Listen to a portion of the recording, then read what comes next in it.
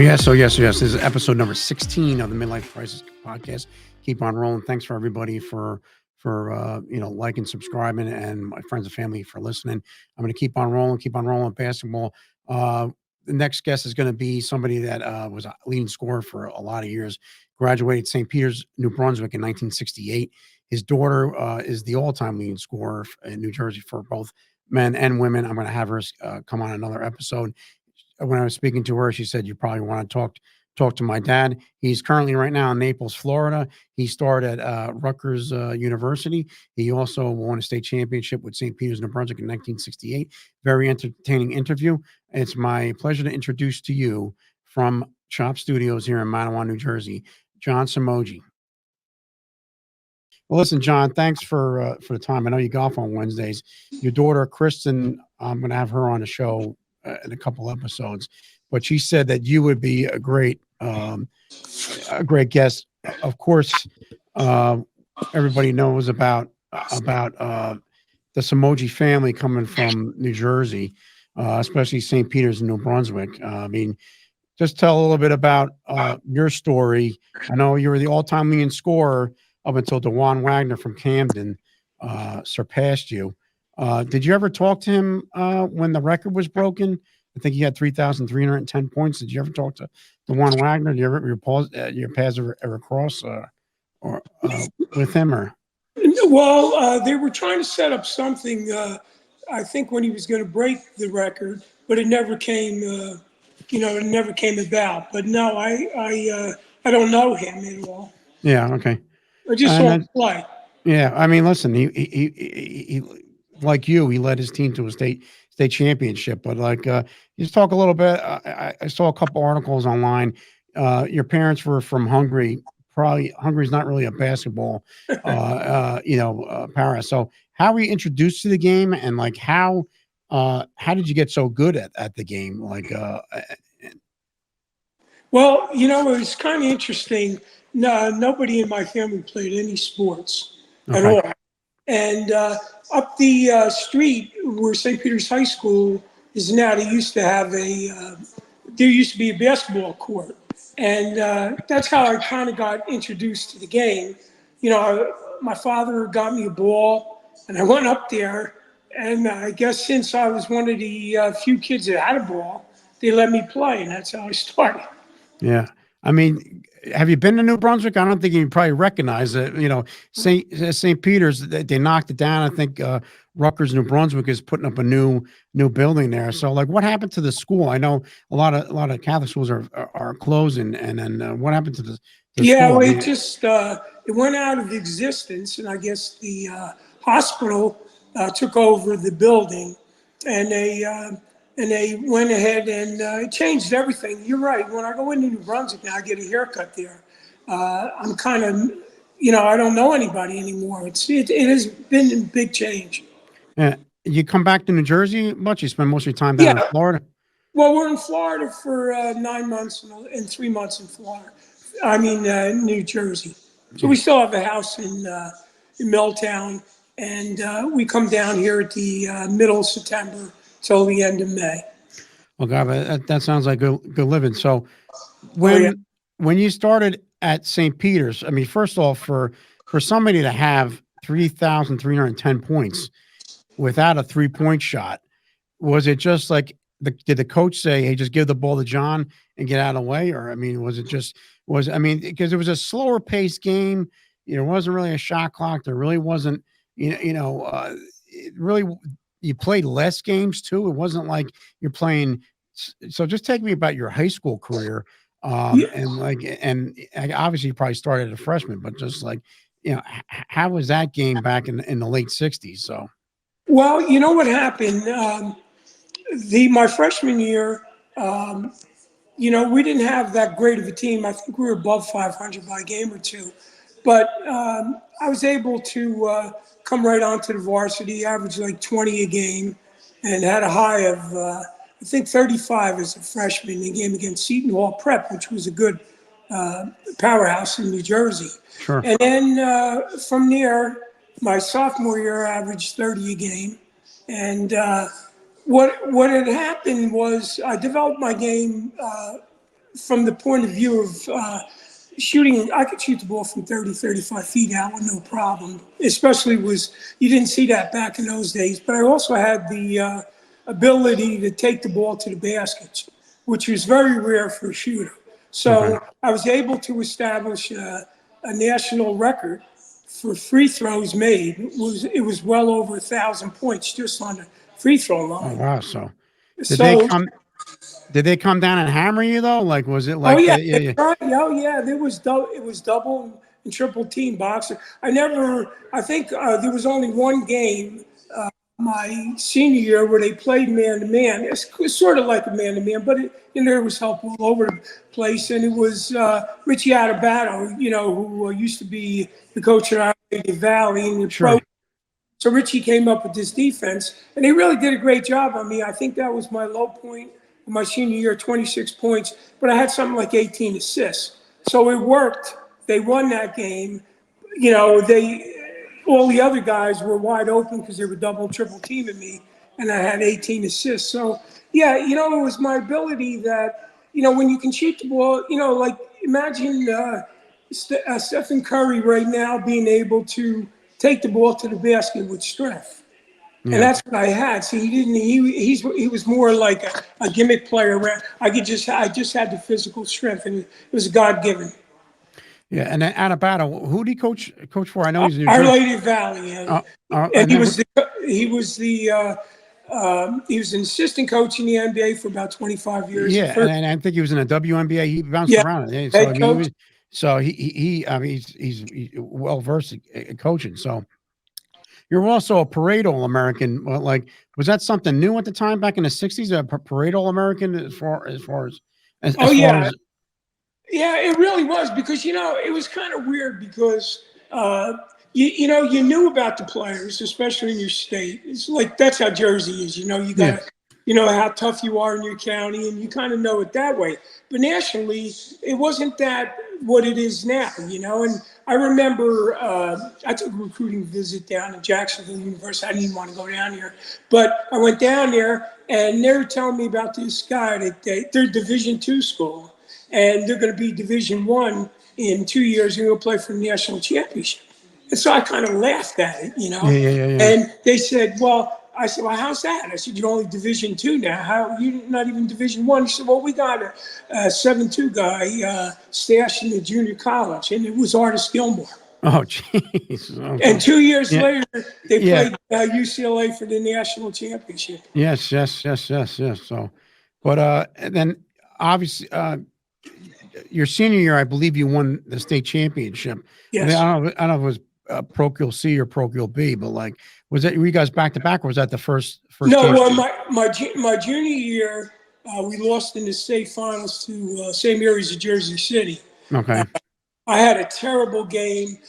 We stayed the night before. You know how high school kids are. They screw around, and it's not the same. And I just had a terrible game. And luckily, we were invited to the national tournament down in Washington, D.C., the Knights of Columbus tournament. Okay. Yeah.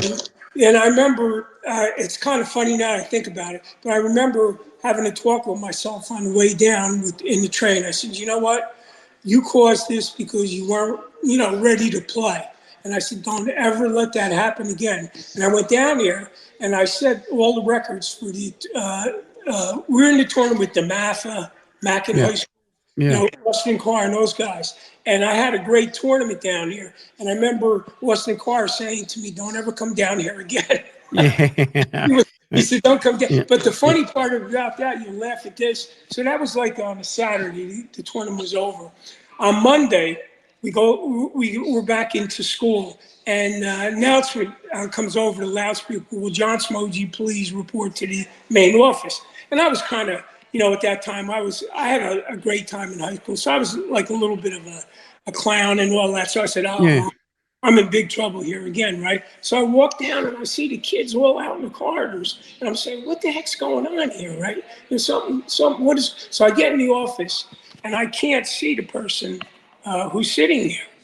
And I went around the corner and I couldn't believe it was Bob Cousy, the head coach of Boston College. And it would be like LeBron James now meeting him. You Yeah, can imagine yeah, yeah, yeah, for a kid in 1967, and you yeah, got Bob Cousy wanting, because I had broken the records of his All-American that played at the math at Boston College, John Austin. So he was yeah, there right away.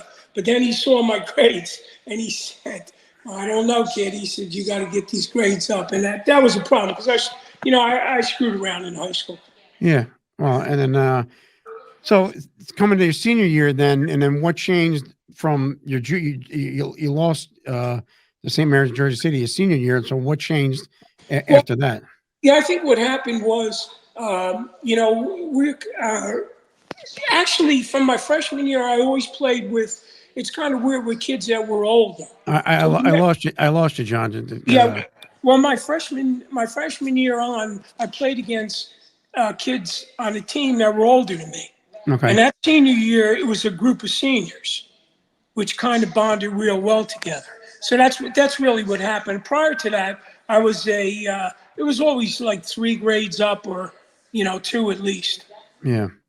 Yeah. And then so what the state championship? Who'd you end up beating that year? Was it in 60? I believe it's 68. You won, right? 68, we beat St. Mary's Elizabeth, who had a great team. Now, they were coached. That's a famous school at. Yeah, I grew up in Elizabeth, so I You know it know the well. deal with Yeah, yeah, Alabama. yeah. You Oh, Brown. absolutely. So, They were yeah, great, but we had beaten them early in the season in the game in overtime. And the funny part about that was a guy from the Star Ledger. I had a foul shot. It was a 1-on-1. I made the first one, and if I made the second, we'd have won. He said yeah. that I deliberately missed the second shot so he can get more time in the overtime. Oh, jeez, jeez. Can you imagine that? Uh, Putting that in the paper. Oh my God. Oh my God. So, who was the coach of St. Mary's back then? That guy was, Jimmy Manhart. Oh, He was, Jimmy Manhart. Sure. Yeah. yeah, he was a good player at Yeah. Fordham, Yeah. and actually, and it's funny because my daughter played AAU with him, Oh, okay. with his daughter. Okay. And all those years later, it's kind of Yeah. funny Yeah. how It's things funny go. how things Yeah. go full circle. So, John, if you move the camera, I'm getting half your face. So Okay. just yeah, there you go. All right. Just a little bit over the other way. There it is. There you go. There you go. You There got you your go. got your profile. There you So go. you end up winning, and then obviously your grades weren't the greatest, and then you end up going out to Mexico. Was that a junior? Was that a junior college? Was that a 4-year No, school at no, the it was a time? 4-year college. What had happened was, in high school, I was in a real good school. You know what I mean? If I had been in the public, I would probably have about a C or a B average. Okay. But I was a very bad student. My father owned a bar. No one went to college. They went to Yeah. 8th grade, and that was it. That was the deal. And so what happened was all these schools, were recruiting for my sophomore year.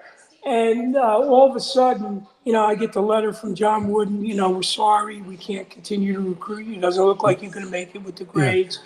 And then Dean Smith, sorry, we'd like to recruit you, but we can't. And so what happened was I was still I narrowed the schools down to Houston, who had beaten UCLA that year in 68, but Hmm. lost them in the NCAA title, Kansas. So I had all good schools, but I really wanted to go in the ACC, but I couldn't get the 800 Yeah. for college boards. So I couldn't, I wanted to play, it would have been either playing for Frank McGuire or it would have been playing for John Wooden. But what happened was the whole irony, this whole situation was, and that's why I tell people I don't believe in this ACC stuff, this SAT stuff, because I went from being a D minus, that's barely passing in high Yeah. school. And the great nuns of St. Peter's probably gave me grades. But I went from that to graduating Rutgers with an A minus, making Yeah. academic All-American in basketball. So, it shows you that when you're ready to learn, you're going to learn. Yeah. Everybody learns at different levels. And I Absolutely. mean, it's just like, especially 16, 17-year-old kid, you're top dog on a basketball court. You probably just figured things are gonna basketball is easy, life's gonna be easy. So you just Yeah. play. So you Yeah. just I mean, I was chasing girls. I mean, if you know anything about bars, it's a great life in a way. There's all yeah, kind of characters, and yeah, you live in your life. You know what I mean? It was like, I didn't really even. No one in my family ever went to college. There's yeah, no one. So yeah. Yeah. Were you afraid at the draft at that time in '68? Yeah, yeah, absolutely. So I mean, like you're talking '68. It, Absolutely. I'll so tell I you a mean, story. I'm at yeah, New Mexico, right? And you remember that they were going to have the big announcement, and it was all over the country. And I'm out there. I was there. I had a pro game, and they're putting the numbers. I mean, my throat. I was so scared. They're putting the numbers up on the scoreboard. yeah. That's how they announced the draft at the arena. Jeez. And can you imagine that? No. The kids across the country are all, watching either on TV, and I'm watching this scoreboard, and I'm going, oh my God. Yeah. Not that I didn't want to serve, but, given a choice, you'd like to, Yeah, not, yeah. But listen, you get forced to it. But like, I actually had Coach K on one of the first episodes, and he was at West Point, and he had a lot of his classmates that went and served. So it was a different time in the country, and like, absolutely. I mean, 1968. You're talking, I mean, I don't know. We're politically divided now, but 1968 was politically divided too. I mean, talking about RFK, talking about Vietnam War. King got shot. So I mean, you were right there, and as a high school senior, and all this stuff was unraveling. So I mean, It was, basketball is. yeah, it was really weird because, my father had the bar. And so there were all kinds of characters in there. You know what I mean? So Yeah, it yeah. was, it was just, and it was a different type of life. I wouldn't have changed anything because I learned everything by dealing with the bar people. I saw the cons and I saw everything. Yeah, yeah, probably And gambling and everything else. oh, And everything. yeah, My father was running the book for the city of New Brunswick. yeah. For J and J. There Yeah, was no. so I mean, it was So a I hope the crazy. IRS is not going to watch this episode and look for back Oh, it taxes. was, So I mean, it was a joke. so I mean, Like there was, like DUIs. There was no DUIs. yeah, well, All that happened is we called the police. They came. They took the guy home. We fed the police. yeah, yeah, and plus, I mean, talking probably neighborhood bar, a lot of people probably walked home Oh, too. oh, you So couldn't imagine. I'm walking.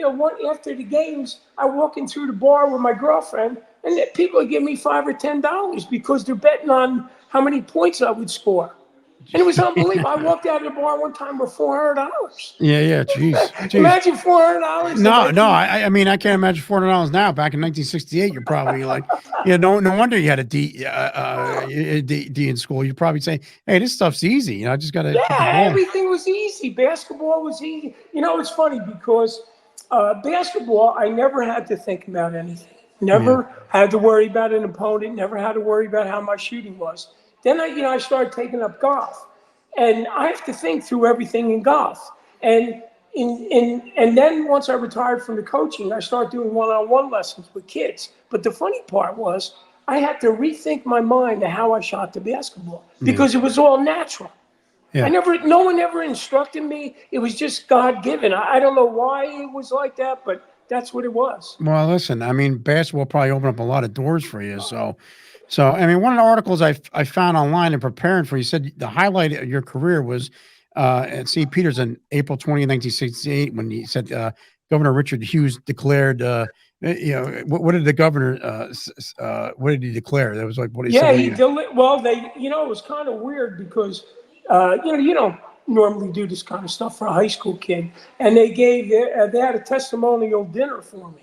Yeah, okay. And they had like 800 people showed up. It Yeah. was really unbelievable. But they got the governor to declare April 28th, 1968, John Somogyi Day. Yeah. No You kidding. don't think about it, but I think it was really cool because I don't think there's been anybody since that has had high school. As a high school kid, Yeah. a day. Then I just got like everything else. You're laughing it off, and you're Yeah. thinking, Yeah. Yeah. you know how it goes. Yeah. I mean, yeah. Coming from Elizabeth, you're a kid, you're having a great time, man. Yeah, you're only thinking about now. You're not thinking about the future. You don't realize. Yeah, Well, you don't really get. It doesn't really get to settle in. But yeah. you end up going to New Mexico. Didn't work out for you. You come home.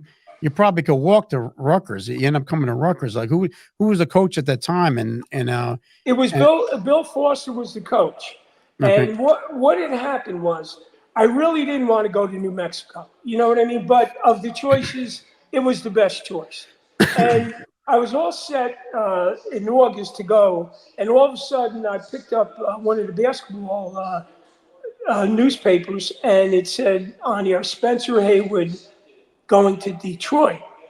And that's the only reason that I was going to go to New Mexico. And the only reason I was going to go there because the coach, they played a slow down game. They just pounded it inside, and that's the way they play. Now, Norm Ellenberger, who was the assistant coach, convinced me that, no, we have Spencer Haywood. We got 3 other guys, and they did have 3 other guys drafted in the first round. But 2 of them failed out. Another one got thrown out with drugs, and Spencer Haywood never came. Yeah. So here I am sitting there, and it's a funny story because, being from New Jersey, you'll laugh at this. I was so mad that they lied to me that I called them up and I said, you know what, I'm not coming. I'm not coming. Yeah. I actually called Seton Hall University, Richie Regan, and they wanted me. And they said, well, it's too late. We can't do it. But it's kind of funny. If people really knew the story, I would have went to Seton Hall. Yeah. Well, now, if you're born 50 years later, you could have been like, you know what, I'm going to Seton Hall. Like, just so like it would have been a big deal. Yeah. The commitment wouldn't have been. But no. But you end up. So I go there, and my sophomore year, which was my first year eligible, I did really well. I made the all-tournament team in the Sugar Bowl. I was with John Roach and Austin Carr in the Sugar Bowl, and all these guys in California who had 2. So I was playing really, really well. But then one day, he calls me into the office, and he says, we've never started a sophomore in the WAC conference, so you're not starting anymore. And I said, what? I said, I just named, these are the best players in the country. At the Sugar Bowl tournament. And he said, well, no, sorry. So I got mad. And, prior to that, my father had spoken to some people, and they said it'd be nice if you can come back. And so I said, don't look, Dad. I said, they're not being honest. I said, I got to get out of here. So he calls me in the office a week later, and he says, I hear the word that you're going to be transferred. And I said, yes, I am, at the end of the year. I said, I'd like to play the year out. Yeah. So he said, no, you're done, kid. That's it.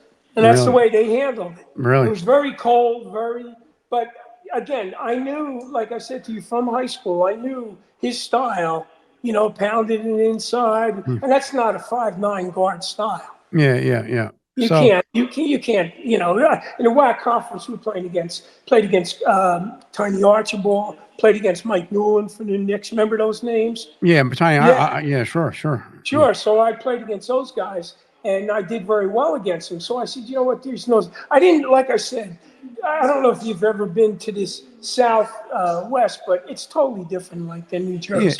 I was shocked when I went out there. Yeah, I mean, I went out to Arizona. It's nice. I guess, you think about the Jersey Shore and everything else. Yeah. So it's just like, it's different. But did you guys play in a pit? Was the pit, was that? Yeah, it was a pit.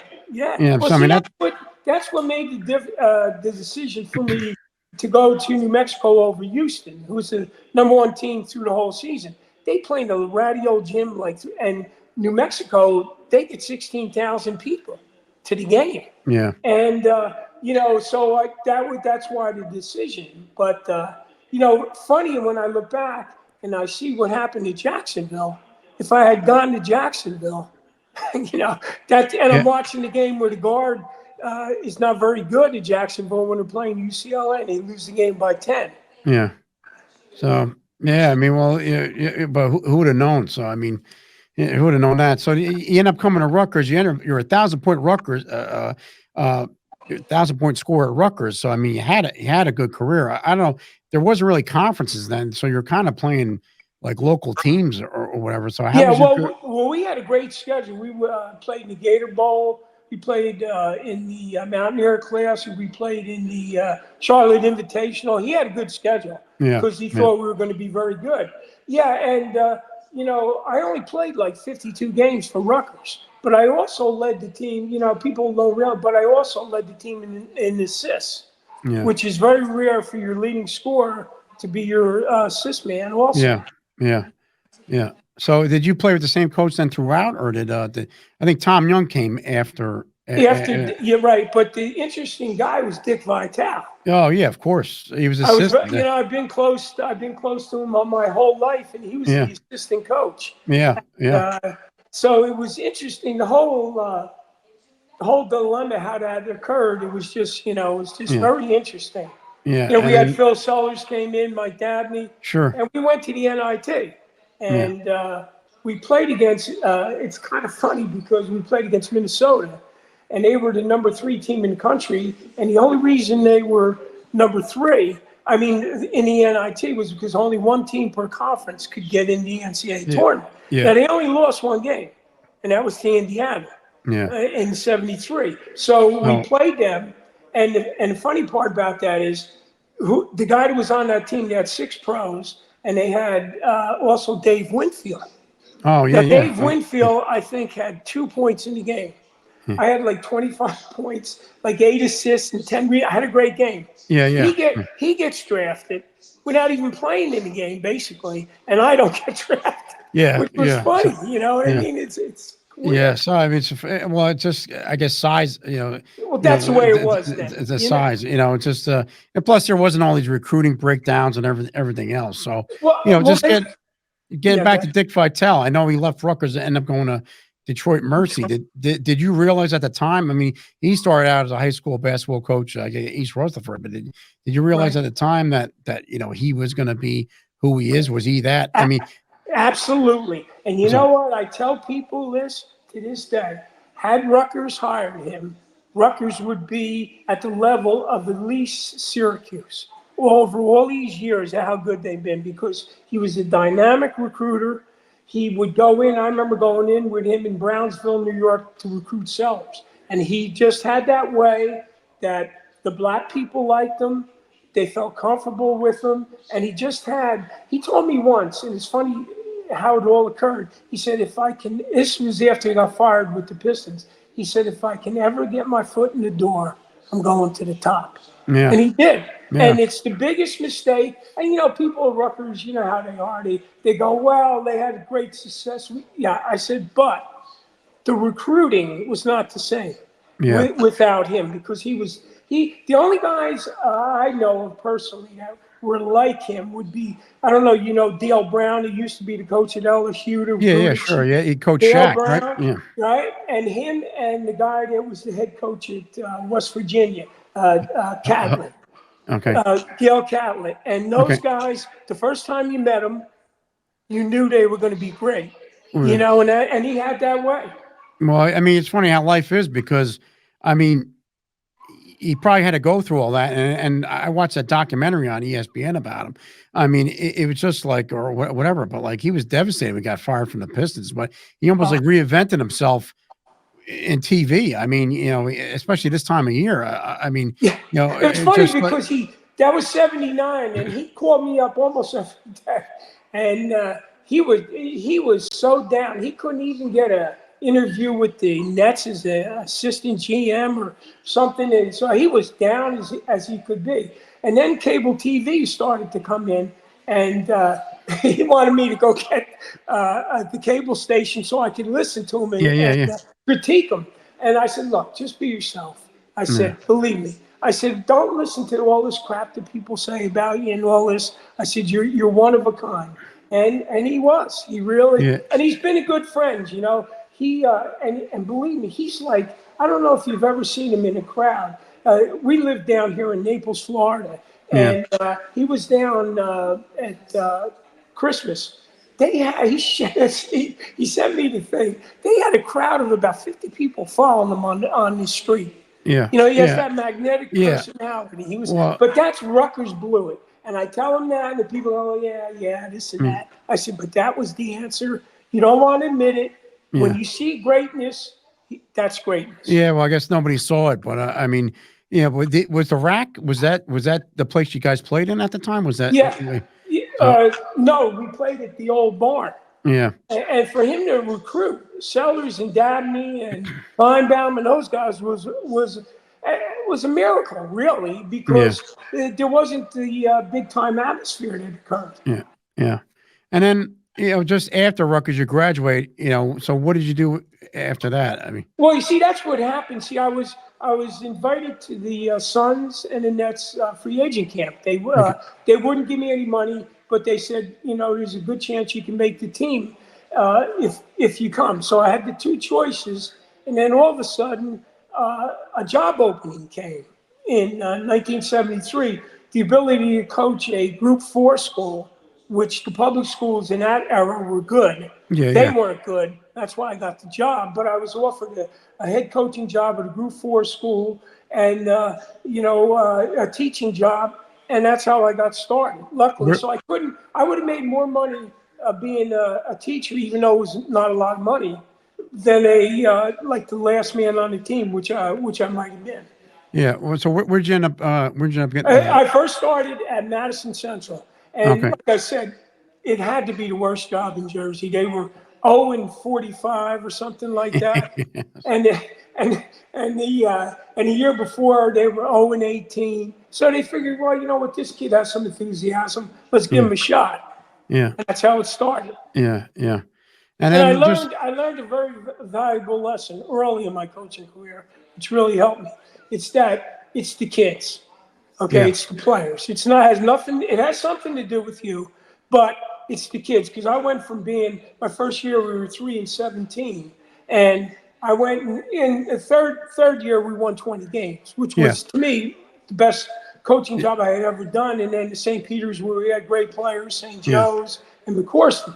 But I learned a very valuable lesson. That's why, you see some of these coaches, they don't understand. It's the kids. Yeah. So not knowing so you started at Madison Central. Where'd you move?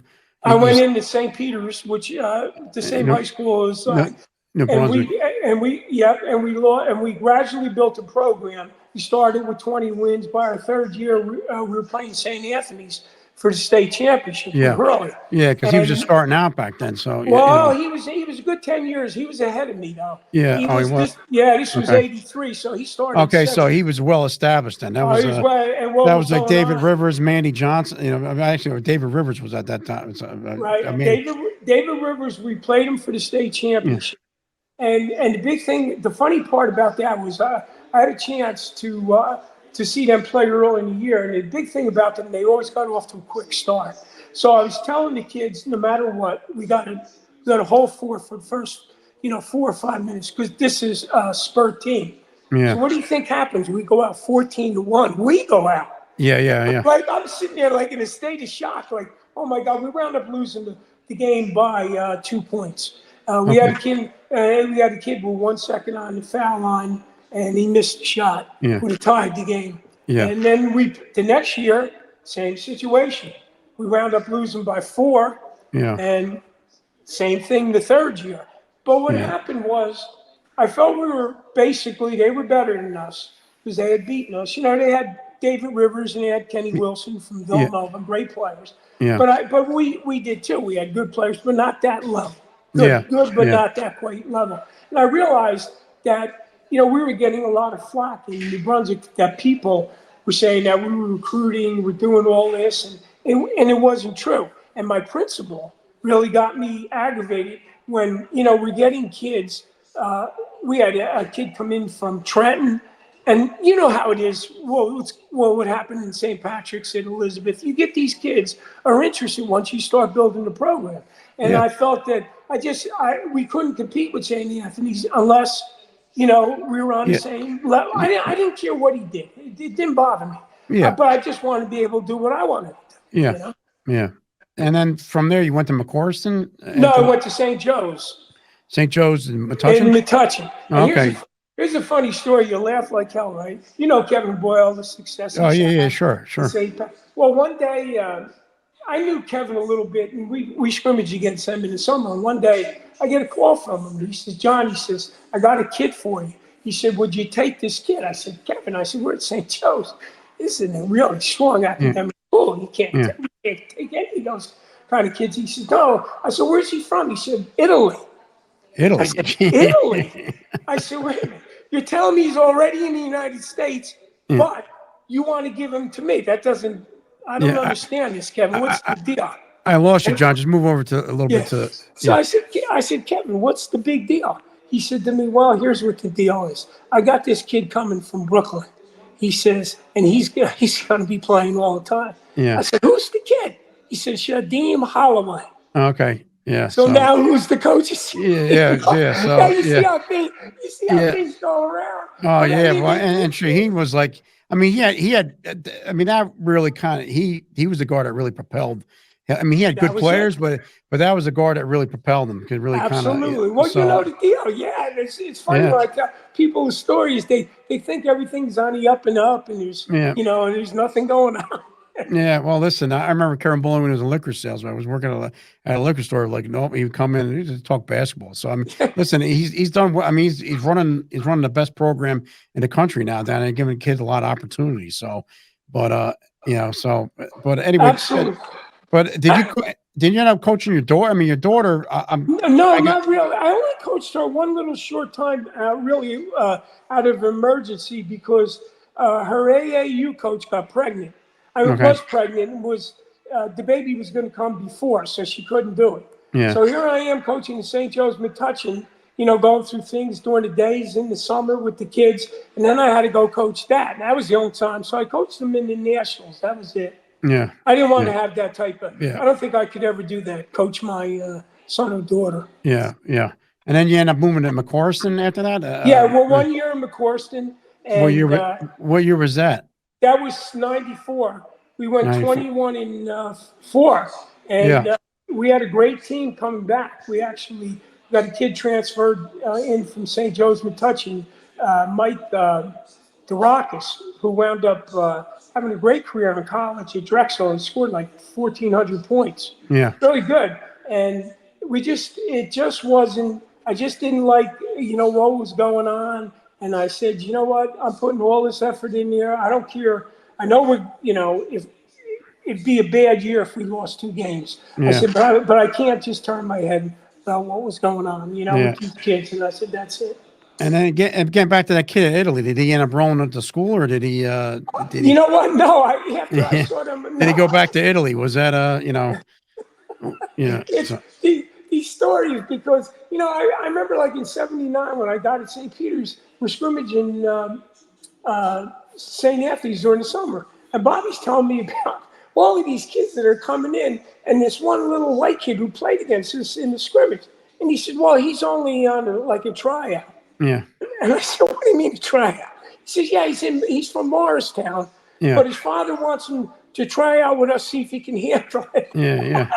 So Uh, I mean, if people knew the stuff that was going on, oh man. yeah. Yeah. Well, now with social media and everything else, but listen, John, I want to wrap it up.